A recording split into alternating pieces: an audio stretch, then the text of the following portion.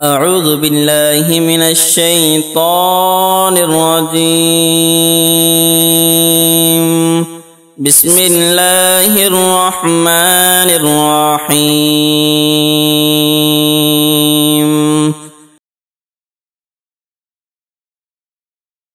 ایک سوال کیا گیا تھا، اس کا اختصار کے ساتھ میں سوال پڑھتا ہوں۔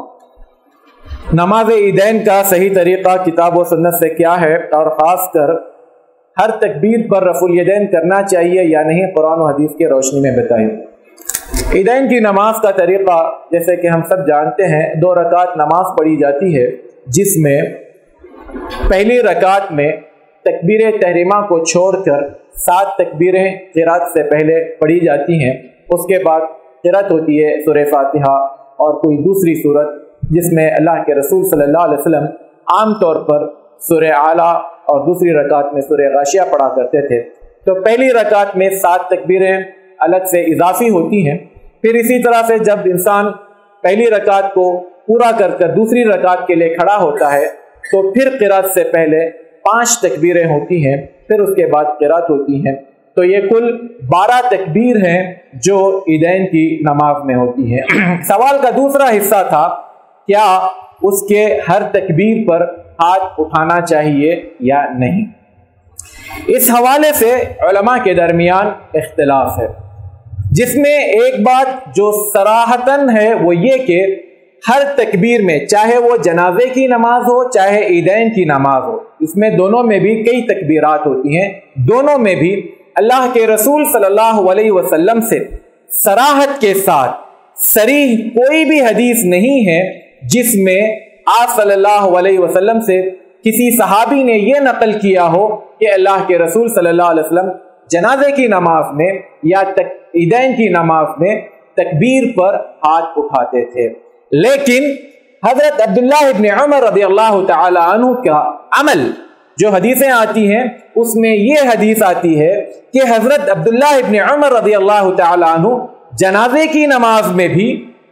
اور عیدین کی نماز میں بھی ہر تکبیر پر ہاتھ اٹھاتے تھے۔ اب جو علماء یہ کہتے ہیں کہ ہر تکبیر پر ہاتھ اٹھانا چاہیے، ان کی دلیل یہی ہے کہ حضرت عبداللہ ابن عمر رضی اللہ تعالی عنہ تمام صحابہ کے درمیان اس بات کے لیے مشہور تھے کہ اللہ کے رسول صلی اللہ علیہ وسلم کی ہر چھوٹی سے چھوٹی سنت، بڑی سے بڑی سنت پر عمل کرنے کے سب سے زیادہ حریص، لالچی اور ہر سنت پر عمل کرنے کے لیے آمادہ ہونے والے صحابی تھے۔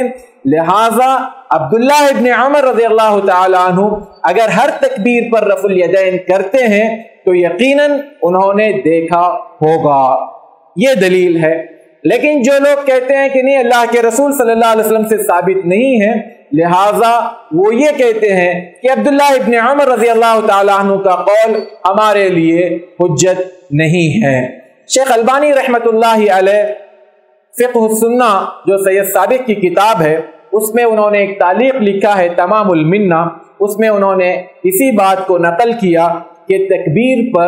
ہر تکبیر پر رفع الیدین کرنا اللہ کے رسول صلی اللہ علیہ وسلم سے ثابت نہیں ہے۔ لیکن شیخ محمد مختار الشنقیطی جو مسجد نبوی کے بڑے مشہور واعظ ہیں، مدرس ہیں، اور موجودہ دور میں اگر ہم یہ کہنا چاہیں، میں یہ کہنا چاہوں کہ سعودی عرب کے اس وقت کے